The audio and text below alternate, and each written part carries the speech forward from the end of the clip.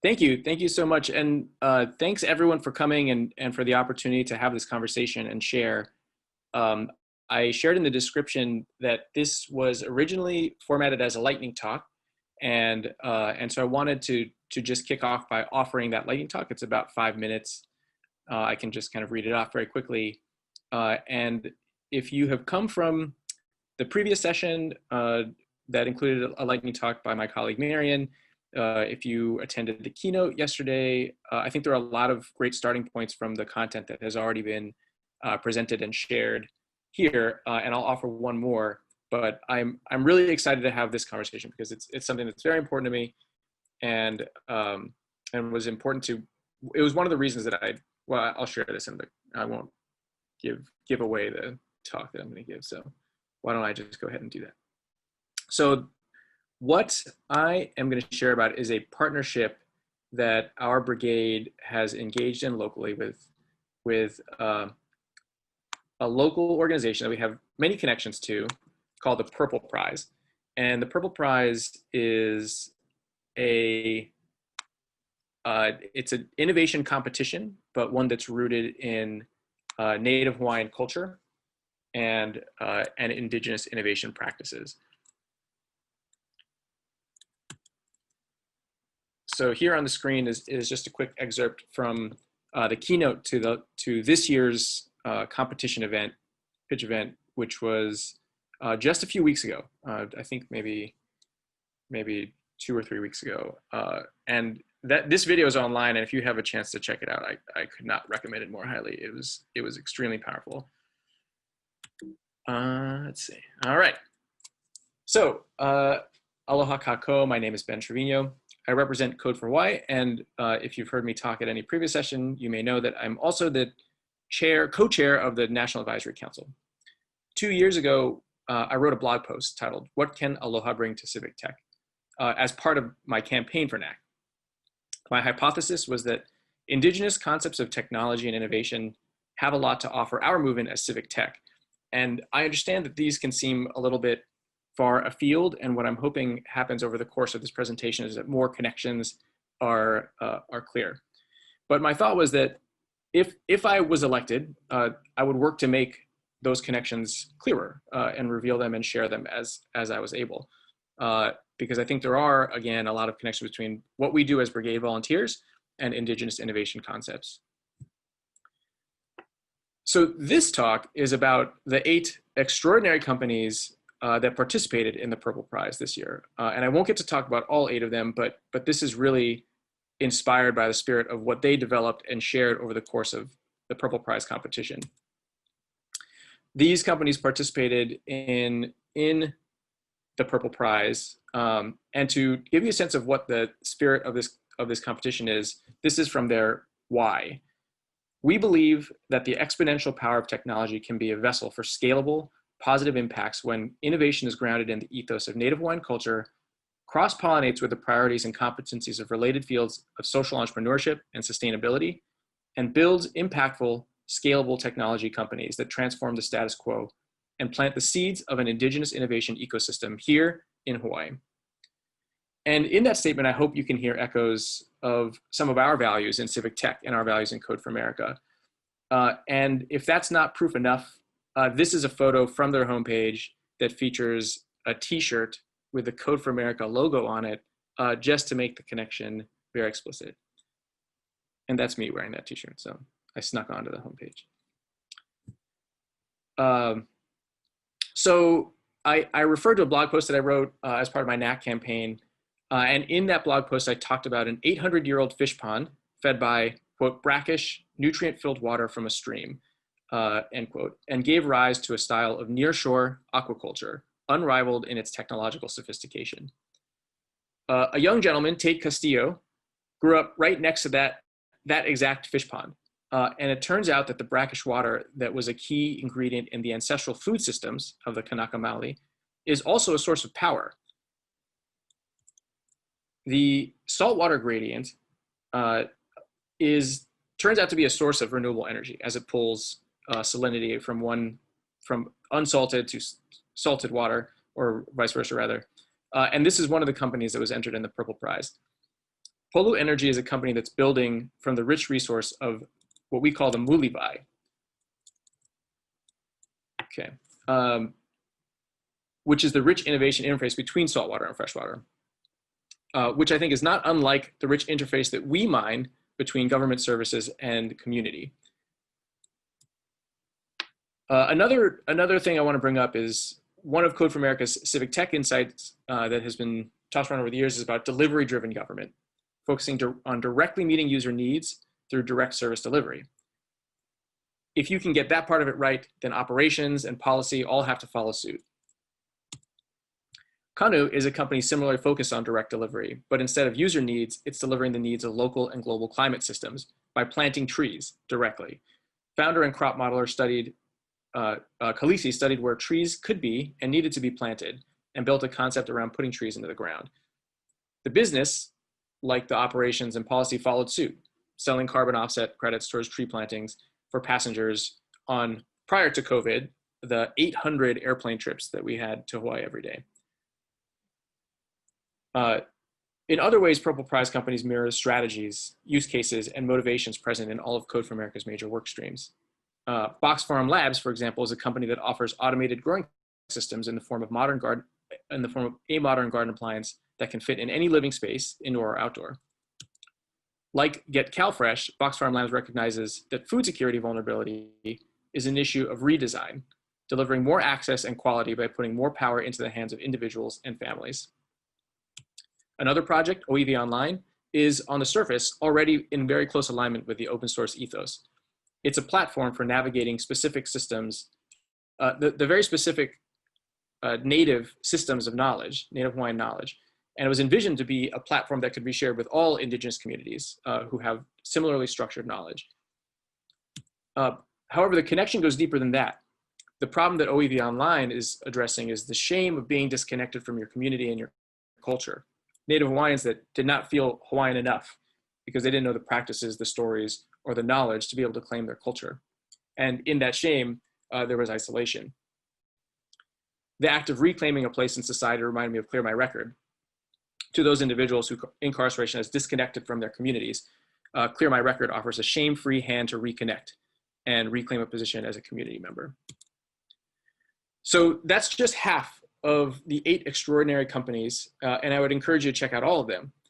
Their stories and their founder stories are really incredible, incredible stories of our community and of our culture.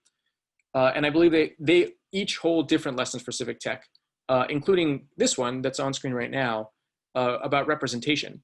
66% of the participants in the competition were female, 60% were Native Hawaiian, 46% were mothers, and 46% were students.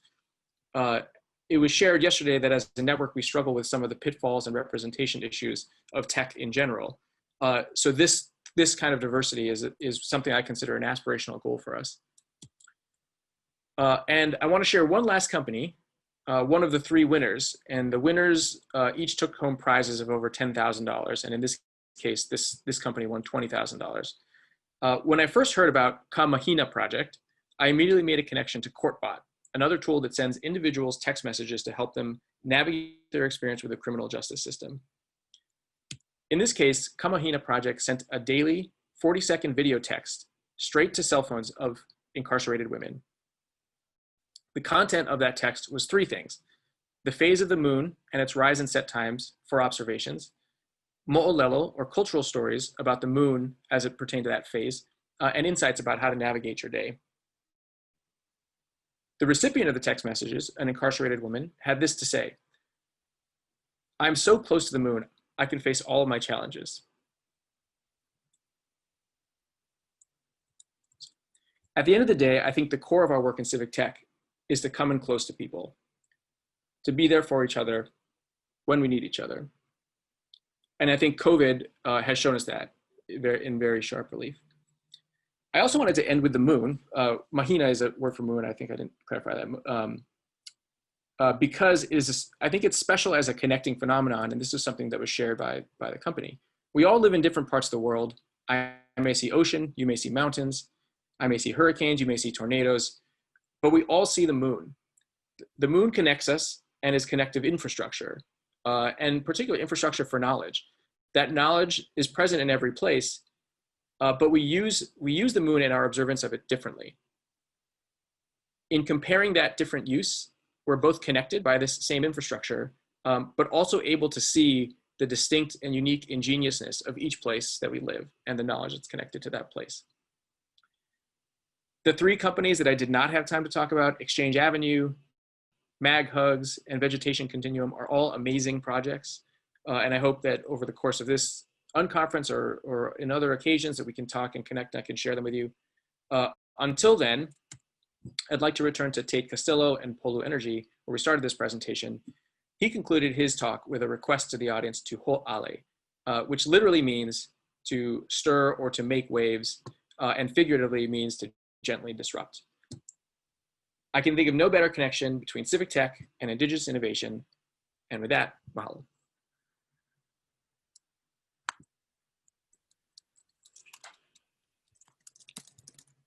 Benjamin, this is Kelly. Great presentation. I love that.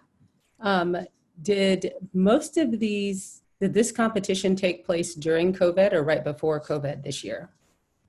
Oh, Kelly, thank you for asking that. That's such a good question. So it took place almost entirely after all of our COVID lockdowns. So the cohort really began meeting in about April.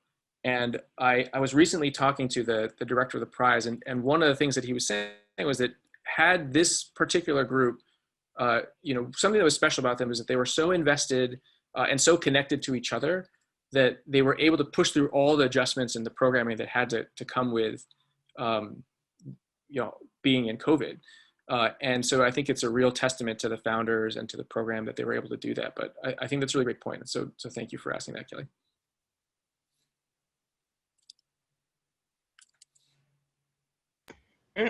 When you posted the diversity slide, I started to wonder, were there a decent amount of LGBTQ people in that competition? That's a great question. I don't know the specific answers to that, and I don't know the answer to that, but I think that would be a great question to follow up with, and that is, I think that's something that personally I consider a blind spot. I think in a lot of these works in diversity, we need to confront our blind spots. And so that's one that I feel, from my observance of it, that the answer is that there is a decent amount of LGBTQ diversity in the cohort, but I don't know. And I would love to follow up on that. So thank you for that question.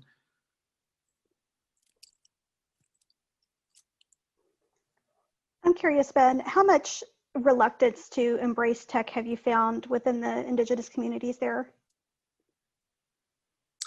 I'm not one to speak to that. I mean, I'm wondering if I can invite Marion. So to give some context, and I have a resource that I've been developing along with my colleagues about the presentation, the next presentation we have after this one, about some of the connections between how the connection between this prize and the foundation that houses it, the Purple Maya Foundation, which is a computer science education foundation that is also rooted in Native Hawaiian culture.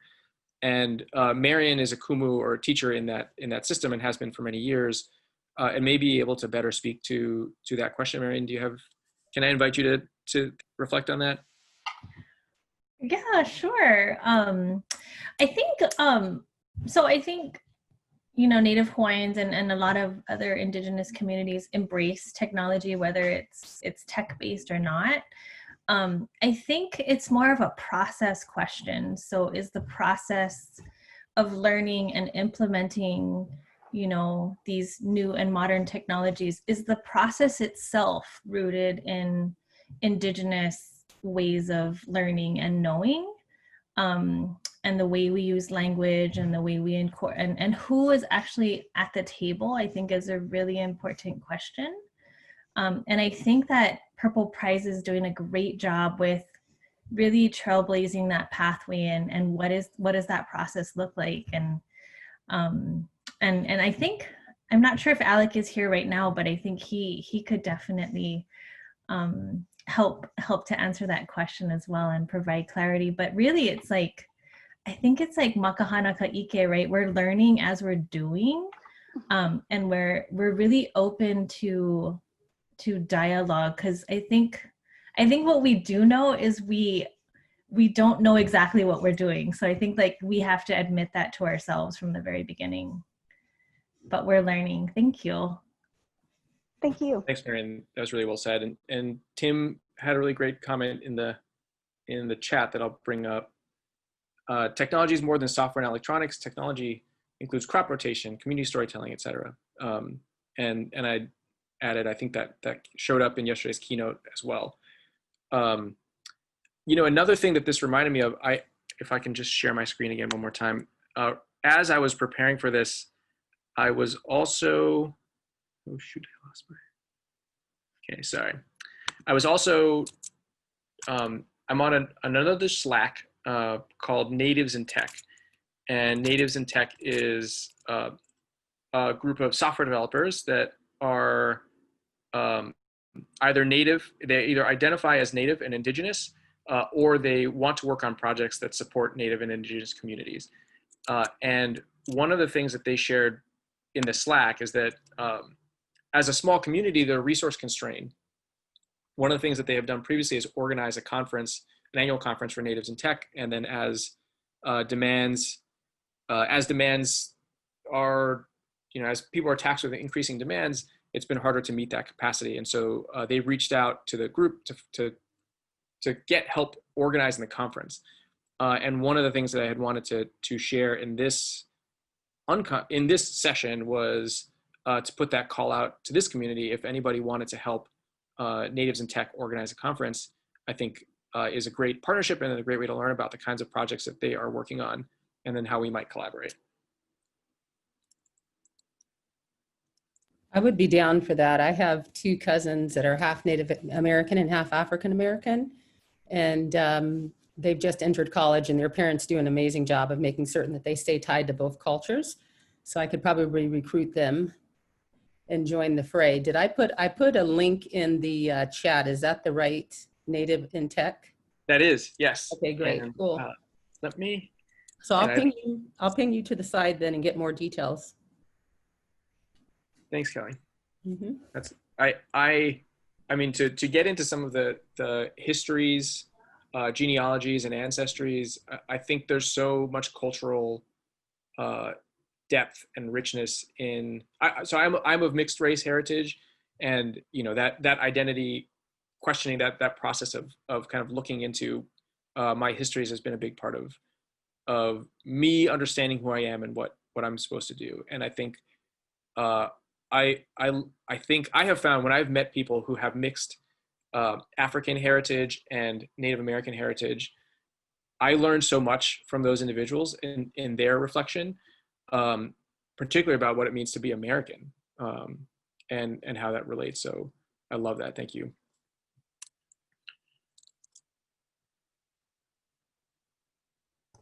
I have a question or a sort of prompt of some sort. So a conversation we've been having in West Oakland with our project partner is around ownership of data, community ownership of data. You know, we're working with air quality data ourselves in this context. And how can technology and these platforms be used to as sort of economic drivers for within the community and owned economic drivers within the community? And this idea of sort of redefining that what it, I mean, I think one of the things a lot of the light bulbs for me as you're talking through all this stuff is around sort of like how we define value and knowledge or how we value knowledge and how we, I don't have a very well articulated thought for this other than like, are there examples of or instances where we can find ways to capture, for communities to capture this value, this inherent value that is sort of implicit within them and you know, and use them in addition to these sort of very cultural and human-centric applications create economic value out of that. And I feel like that's a little bit, that's a little risk, that risks sort of commoditizing that type of value, which is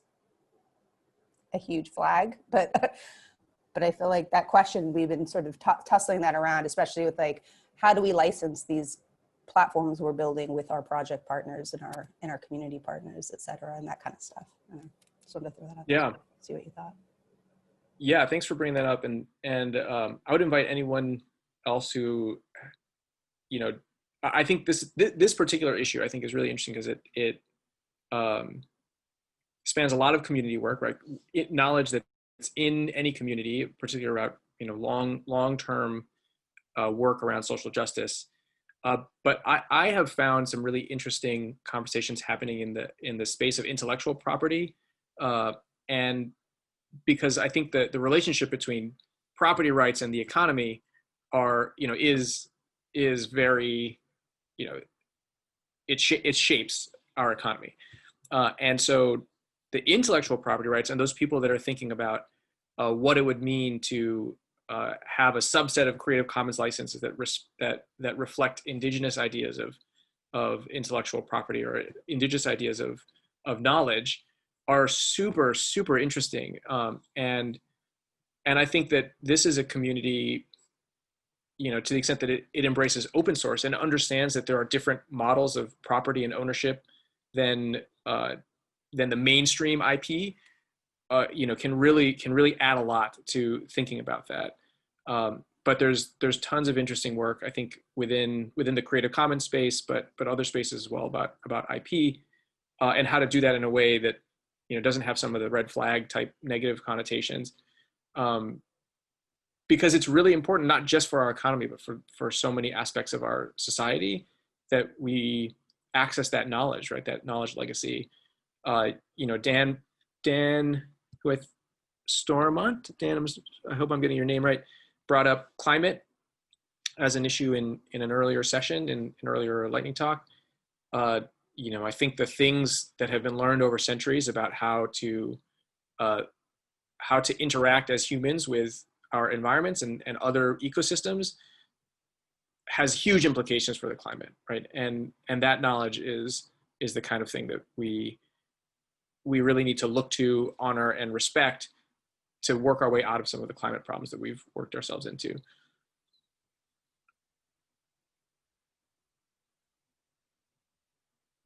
If I could, hi guys, if I could just add a little bit to that question, Jess, that you posed. I think it's an excellent question, and I feel like at our last meetup we might have discussed the importance of also like who's part of interpreting this data.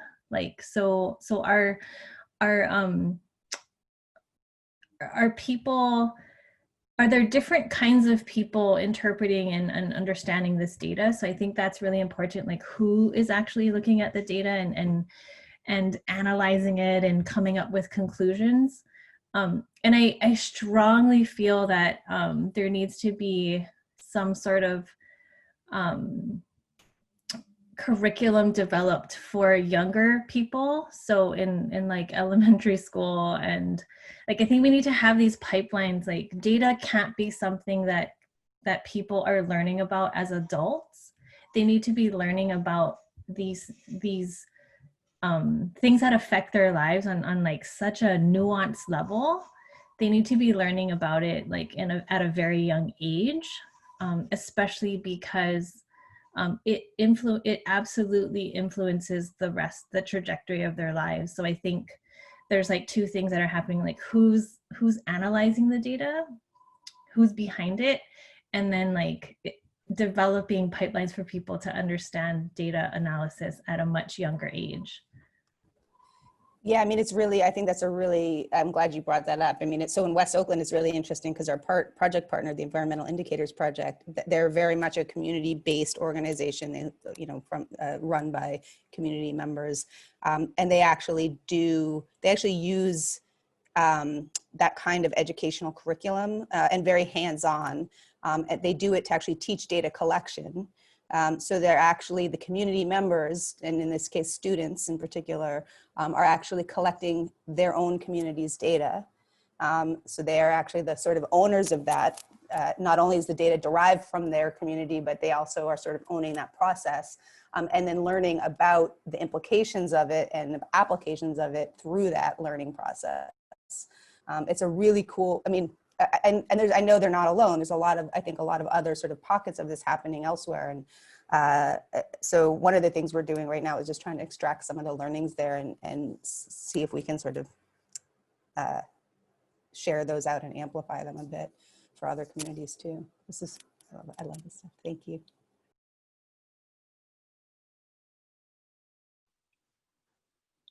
Hi, Ben. I wanted to say thank you for this session, and also Marion for the talk in the last hour. They were both really incredible.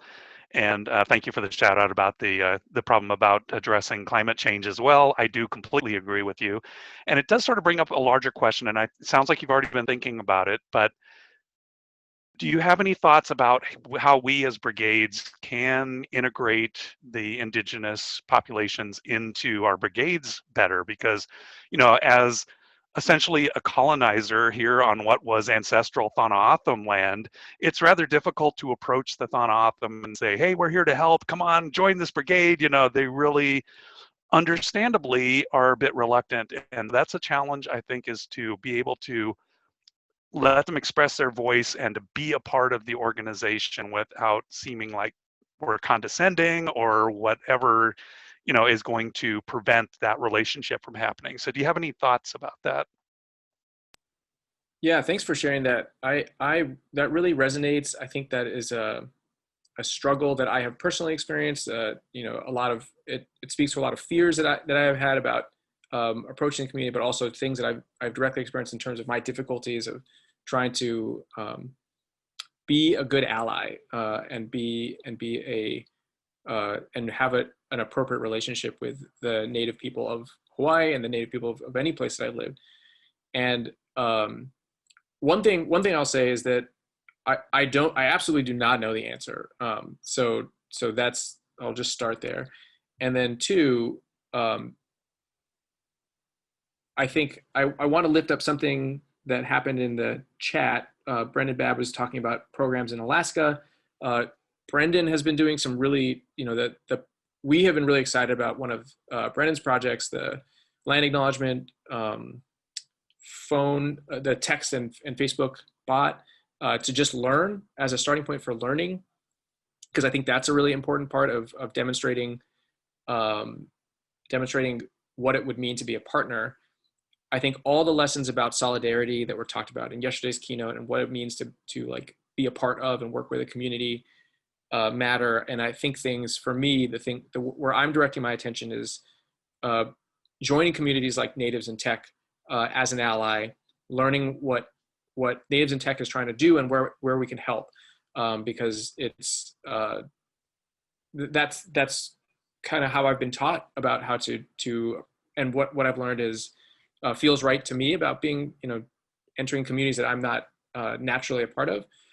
And one other thing I'll share is that in the next session, the Kamaka Inanna session about the place-based design field guide, we're asking a lot of those questions ourselves, right? And we don't have a framework for the answer to that, but I think we have a framework for how you can structure the questions in specific places, right? And I think that's relevant for if you want to approach the Native people that live in your area or the Native people connected to your land, that's a process that we are grappling with, and we would love to grapple with that across the brigade network for anyone else that's interested. So you know, the next presentation will be an explanation of, you know, what we have experienced in our process, and then also an invitation for any other brigade that wants to explore this to do that with us and to do that with our partners at the Purple Prize, because we don't know, but you know, we really want to. We're really interested.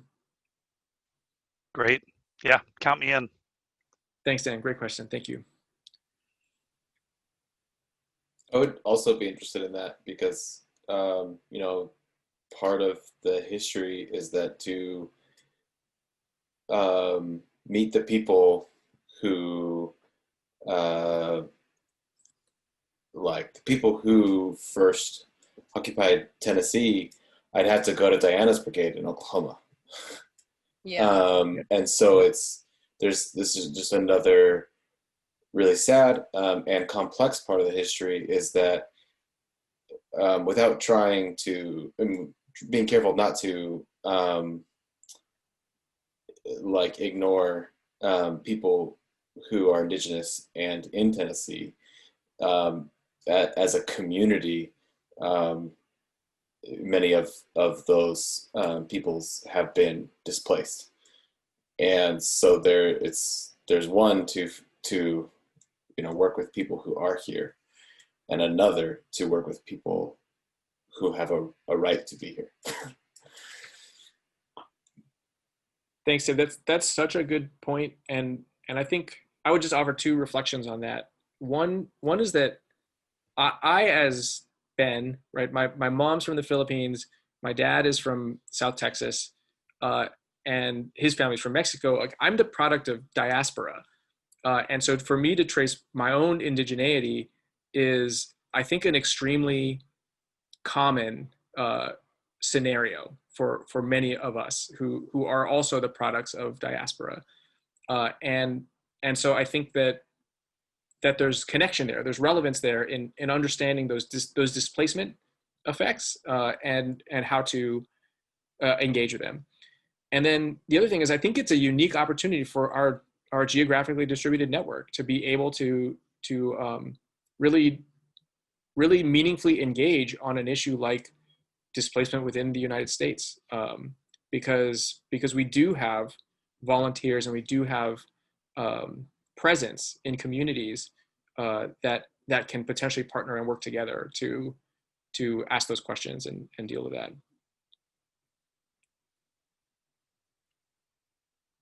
I want to lift, so one, I know I think Brendan's still here. Brendan, can I ask you to talk a little bit about some of your projects that you're, both the land acknowledgement text app and the native science and engineering program that you mentioned in the chat, and then I'll bring up a couple other points that are coming up in chat right now. Yeah, just a sec. Thanks, Brendan. Sorry to put you on the spot. No, I'm enjoying the conversation. I was prepping stuff for dinner at the same time, so yeah, I would say, just a sec.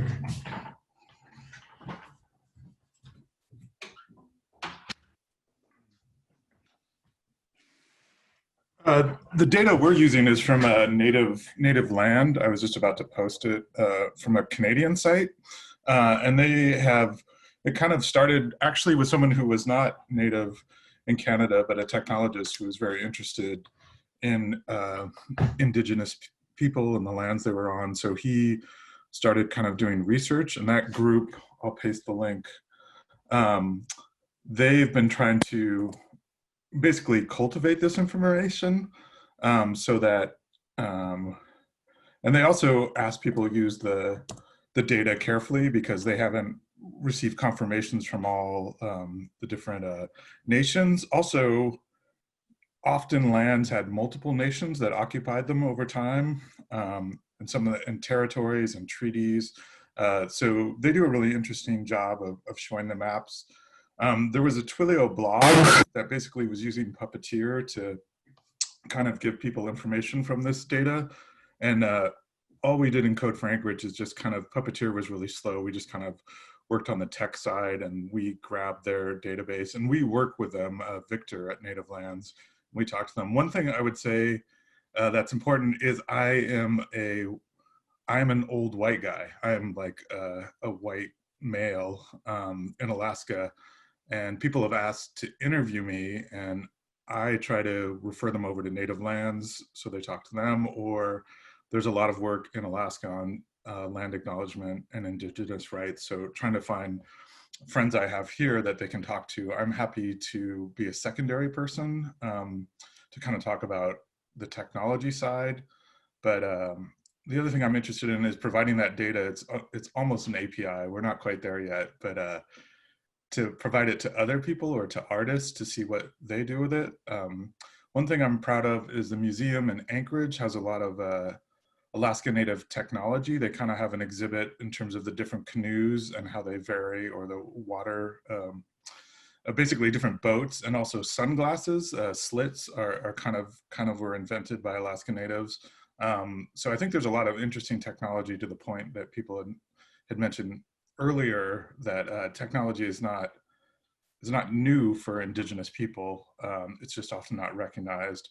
And then also biomimicry is something I'm interested in, which is learning from how evolution or animals or Indigenous people, medicine that they've learned, or different solutions. And I think that's often overlooked.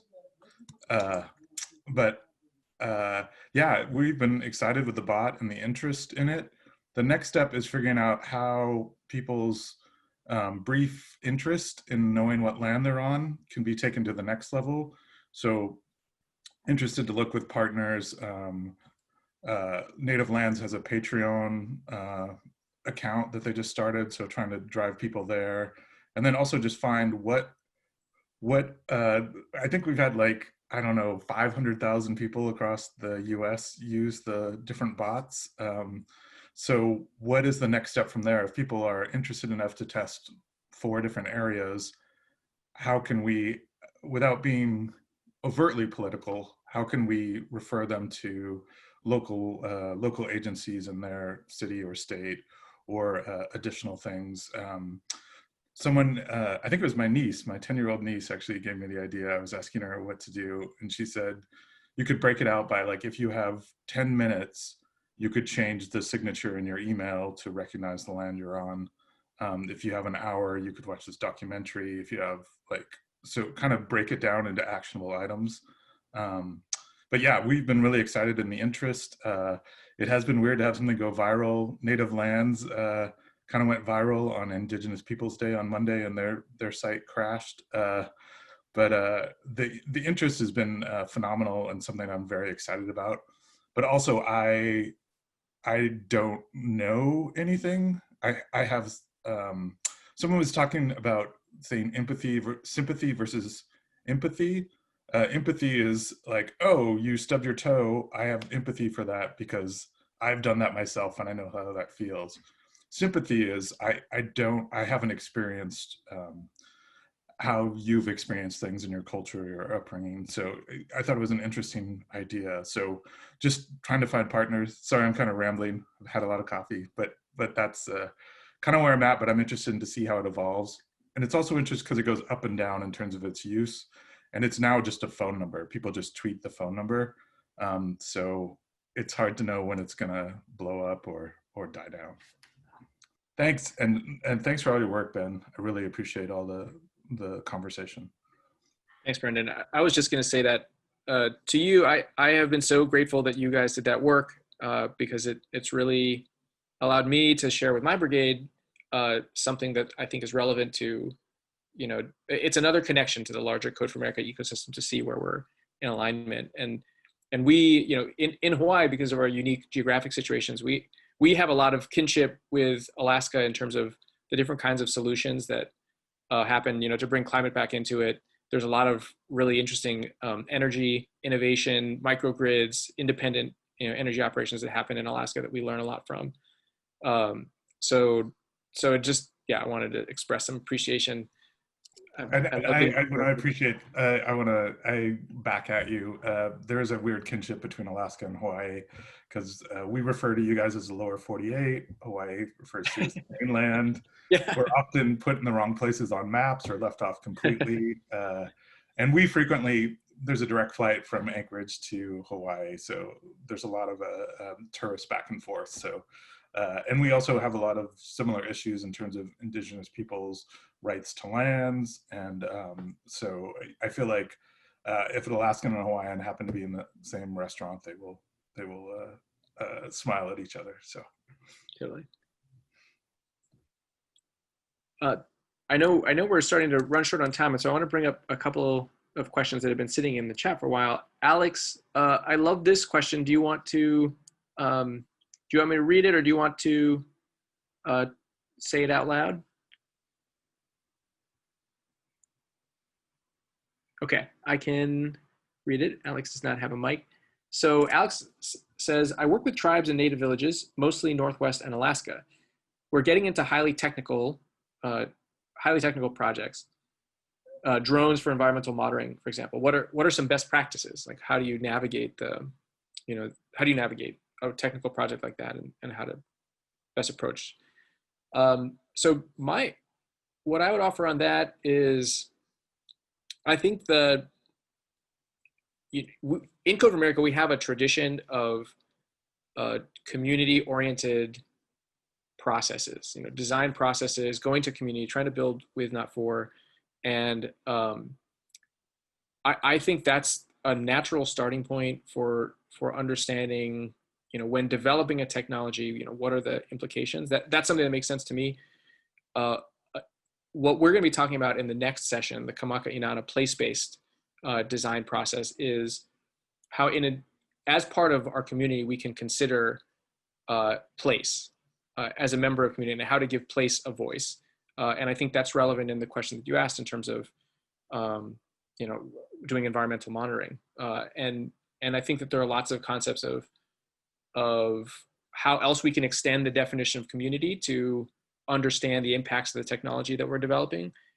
And again, we don't know the answer. We're just really interested. And another thing that I'll say about the Kamaka Inanna process is that the vast majority of us participating are not Native Hawaiian.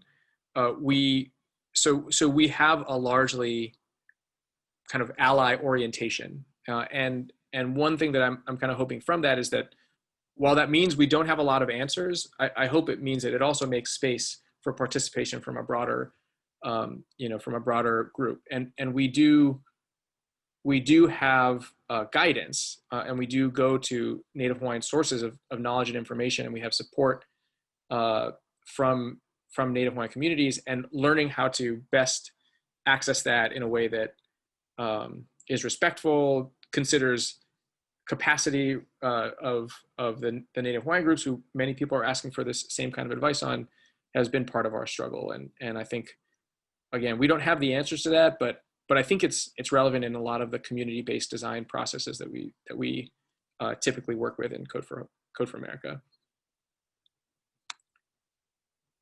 Let's see. Any other questions?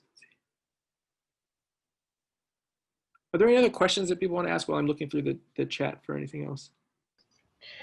No, one other thing I've been wondering is how Native Hawaiian culture treats its LGBTQ members.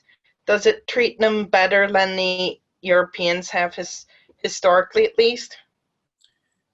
Yeah, I can share what I know, and I really bemoan my lack of knowledge in this space, but I will say that there is one thing that I know about is there is a non-binary gender role in what I understand to be traditional Native Hawaiian culture, a role of mahu. And some of our most powerful, in my opinion, Native Hawaiian leaders come from this non-binary role. And like I said, I confess as a blind spot, gender as a blind spot to me is something that has, limits my knowledge of this, but I do observe that. And I think I have learned, even just in the little that I've learned about the role of that non-binary gender role, and then also just seeing how it's activated in activism today, is really, I learn a lot from that, and it helps me kind of break out of my understanding of gender that I learned in whatever context I learned it in. Thanks for that question. Very good question.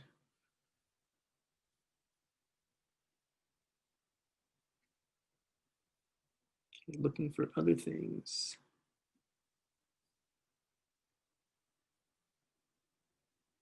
All right, we have about 10 minutes left.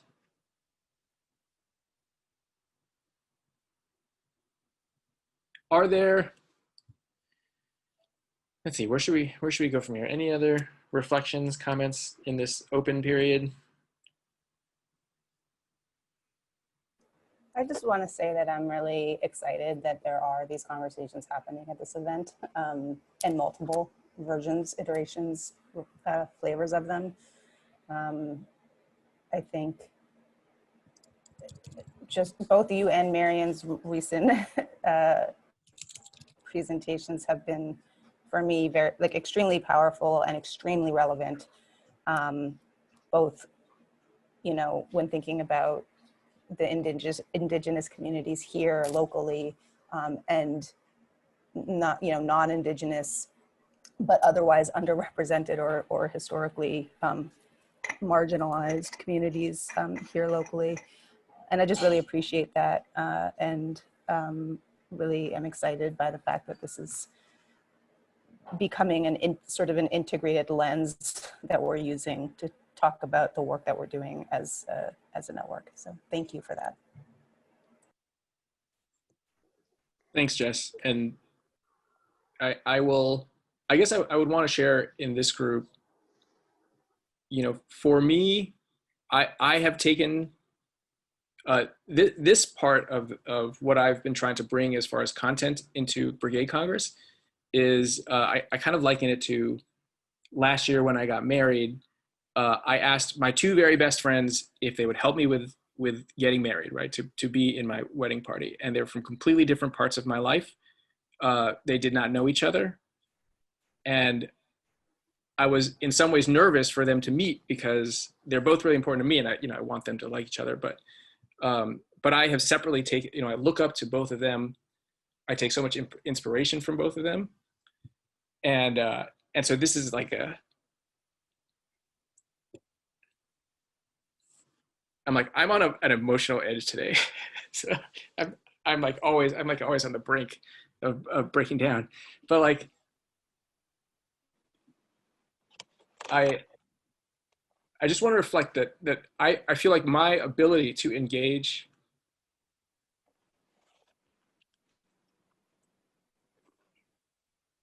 what am I trying to say? Like my ability to engage, I think both ways, has been inspired by each community separately. I think that's all I can get there. So yes, thank you. We hear you, we feel you. Thanks, Kelly. Mm-hmm.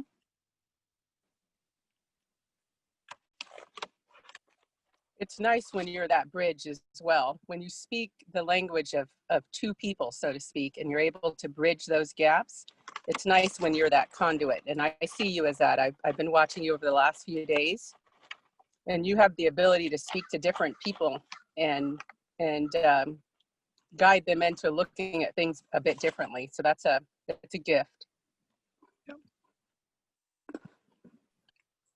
Thanks, Kelly. Thanks, everybody. Yeah. Can Thank you so much for. Oh, I'm sorry. Go ahead.